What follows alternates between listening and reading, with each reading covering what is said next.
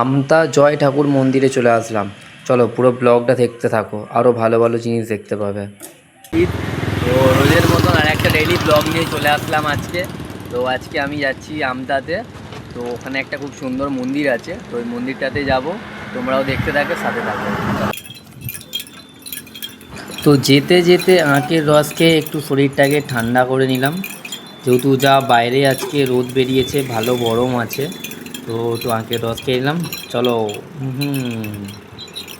Guys just খালি মন্দিরটা দেখ, হেভি লাগছে, বিশ্বাস করো।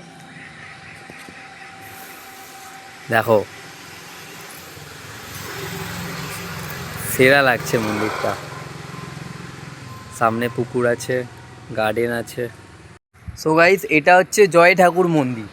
তো জয় ঠাকুর মন্দির, এই যে আশপাশ দেখতে পাচ্ছ, পুরো একদম পুরো ঘেরা আছে, গাছ দিয়ে সাজানো আছে খুব সুন্দর করে। এই যে দেখতে পাচ্ছ, এদিকে এখনো কাজ চলছে। এই যে মন্দিরটা দারুণ লাগছে গাইস, জাস্ট সেরা লাগছে মন্দিরটা। জয় রাধে, খুব সুন্দর মন্দিরটা।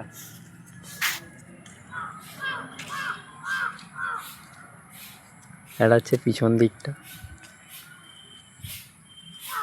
এখানে ফুল বাগান দিয়ে সাজানো আছে।